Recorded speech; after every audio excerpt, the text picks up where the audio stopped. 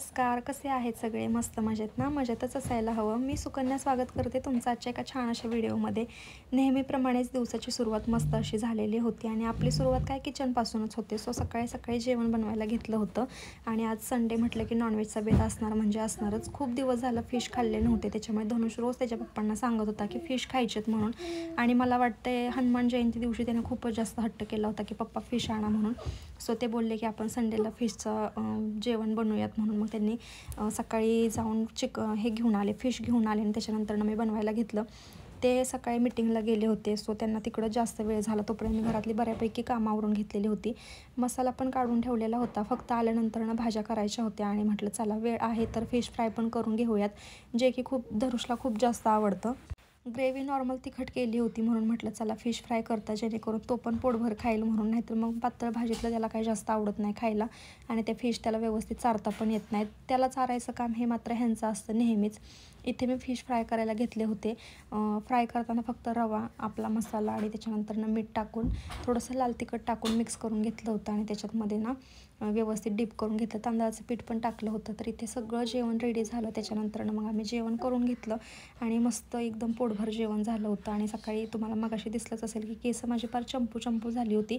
सकाळी मी आंघोळीला जायच्या टायमिंगला बघितलं की शॅम्पूच संपलेला आहे म्हणून मग म्हटलं चला आता फक्त आंघोळ करून घेते नॉर्मल आणि त्याच्यानंतर मग मी हेअर वॉश वगैरे करून घेईल. त्याच्यासाठी मग जेवण केलं आणि स्वयंपाक बनवला, जेवण केलं. त्याच्यानंतर मग कपडे धुवून टाकली आणि नंतर मग मी हेअर वॉश करून घेतला, कारण संध्याकाळी बाहेर पण जायचं होतं आणि मेहंदी लावल्यापासून मी हेअर वॉश केलेलाच नव्हता आणि मग ती केस एकदम विचित्र दिसत होती म्हणून मी सकाळीच तेल लावून ठेवलं होतं आणि म्हटलं चला आता हेअर वॉश करता.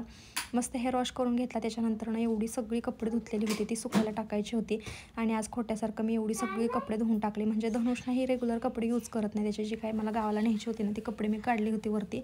म्हटलं सगळी धुवून काढता एकदा, नाही तर कपड्यांचा स्मेल वगैरे येतो आणि त्याच्यानंतर मग कडक सुकली ना की मग ह्याच्यामध्ये बॅगमध्ये पण भरता येतील. झालं असतं मी कपडे वगैरे सुकायला टाकली आणि सगळं घरातलं काम आवरून घेतलं, कारण आम्हाला जायचं होतं बाहेर म्हणून. मी पण माझं स्वतःचं आवरून घेतलं आणि नेमकं जायच्या टायमिंगला पावसाची सुरुवात झाली आणि मला कळलंच नाही की लवकर पाऊस पडायला लागला आहे म्हणून. तर ही बघू शकता धनुषची एवढी सगळी कपडे. म्हणजे मी नेहमी म्हणत असते की त्याच्याकडं कपडेच नाही आहेत, पण वेगळ्या प्रकारचे त्याच्याकडं कपडे आहेत. पण मला नेहमी त्याला टी शर्ट आणि पॅन्टमध्ये बघायलाच खूप जास्त आवडतं, म्हणून मी त्याला तीच कपडे घेते आणि तीच कंटिन्युअसली घालत असते. पण ही जी काही बाकीचे कपडे आहेत ना, कुर्ते वगैरे, ते आत्तापर्यंत काही वरती काढलेलेच नव्हते आणि इतके छान कुर्ते आहेत ना त्याच्याकडं. बाकीचे पण ड्रेस आहेत असे, ते पण त्याला कधी घातलेले नव्हते आणि आज काढलं सगळं. बघितलं तर एवढी कपडे. थोड्या वेळासाठी मीच डोक्याला हात लावला की अरे माझ्या साड्यांपेक्षा पण ह्याच्याकडे जास्त कपडे असतील म्हणून. इथं मस्त तो पण घडी घालत होता आणि मला बघायचे होते की किती कपडे आहेत त्याच्याकडे, म्हणजे गावाला जाताना घेऊन जायला. तर एवढी सगळी मी साईडला काढून ठेवली.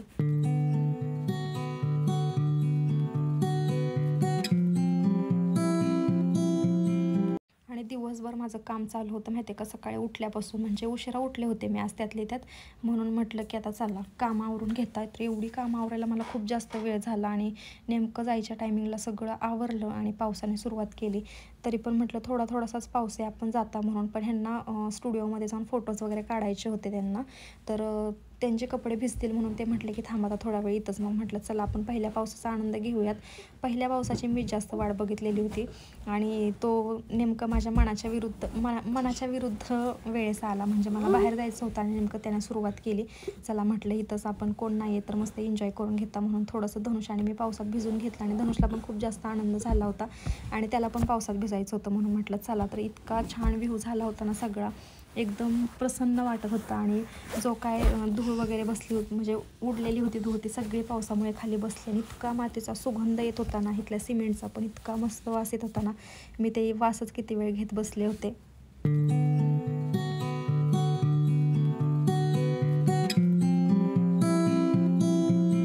तिथून थोडासा पाऊस कमी झाल्यानंतर आम्ही बाहेर गेलो. तिकडं गेल्यानंतर तर सगळीकडची लाईट गेली, त्याच्यामुळे माझं पार्लरमधलं कामसुद्धा झालं नाही आणि मग मी तशीच घरी आले. अख्खं पावसाने भिजतच आम्ही घरी आलो, कारण म्हटलं चला आता इथं कुठंतरी भिजत थांबण्यापेक्षा घरीच जाऊया आणि मस्त आता काहीतरी चहासोबत खायला करूयात म्हणून. मग मी ते घरी आल्या पहिलं आवरून घेतलं आणि त्याच्यानंतर मग मस्त गरमागरम चहा केला आणि मग त्यांनी ब्रेड तुपामध्ये रोस्ट करायला घेतले, कारण पाऊस पडला ना की काहीतरी खायची क्रेविंग्स होते आणि एकासोबत 2 कोण असेल ना तर मग मस्तच एन्जॉय वाटतं. म्हणून मग इथं ब्रेड पण तुपामध्ये रोस्ट केले, मस्त चहा ब्रेड खाऊन घेतलं.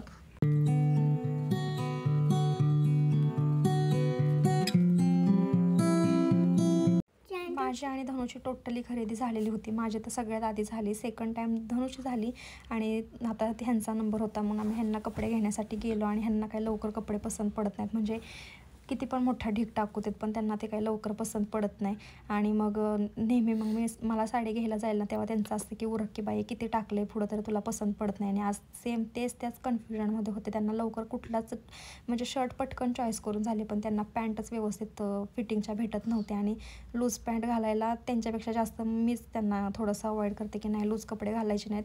त्यातले टाईट कपडे असतील ना तर खूप छान वाटतात. म्हणून मग इथं पॅन्ट खूप बघितल्या, खूप म्हणजे खूप, पण त्यांच्या ह्याला बसेल अशी एकसुद्धा नव्हती. म्हणून मग म्हटलं हीच यातलीच घेऊयात आणि नंतर मग अल्टर करूयात. तर इथे मस्त एक पॅन्ट तर सिलेक्ट करून झाली होती आणि हे मस्त कलरफुल 3 शर्ट पण घेऊन टाकले. त्यांचं असं असतं की काय असेल ते एकदाच घ्यायचं, सारखं सारखं घेत बसायचं नाही. आणि मग त्यांना हवी होती तेवढी सगळी कपडे घेतली आणि आम्ही घरी आलो. मग येताना तर काय घेताच आलं नाही कारण येताना पण खूप असं जास्त विचित्र वातावरण झालेलं होतं आणि आम्हाला फोटोज काढायला जायचे होते, तिथं पण खूप जास्त वेळ झाला. म्हणून मग आम्ही लगेचच घरी आलो.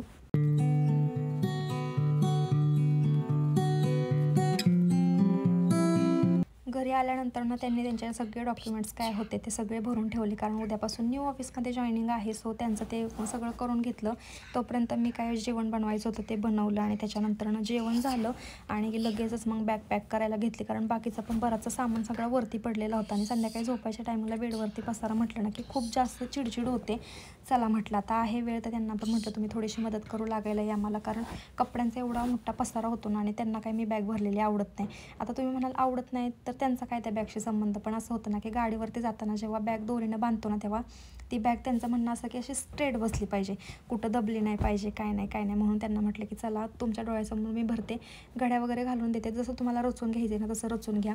ज्यावेळेस असं मी मग म्हणजे गाडीला वगैरे बॅग बांधायची नसते तेव्हा त्यांचं म्हणणं असं की तू भरलं तरी चालेल, पण मग गाडीला जेव्हा बॅग बांधायची असते तेव्हा त्यांचं मत असतं की नाही एकदम दाबून भरायचं जेणेकरून बॅग कुठंच नाही हल्ली पाहिजे. तर चला म्हटलं आता घेऊयात भरायला. सगळी कपड्यांच्या व्यवस्थित घड्या घालून घेतल्या. सकाळी जी धनुची कपडे धुतलेली होती ना ते एवढा मोठा मॅटर झाला की त्यांचा पाऊस पडला. त्यानंतर सगळे कपडे आतमध्ये घेतली, परत गॅलरी वॉश केली. पाऊस गेल्यानंतर परत ती कपडे बाहेर सुकण्यासाठी टाकली आणि कशी बशी ती कपडे संध्याकाळपर्यंत वाळली होती. म्हणजे जेव्हा मी बॅग भरायला घेतली ना तेव्हा तरी ती बऱ्यापैकी सुकलेली होती. म्हटलं चला माझं तेवढं तरी काम झालं, नाही तर अजूनच चिडचिड झाली असती.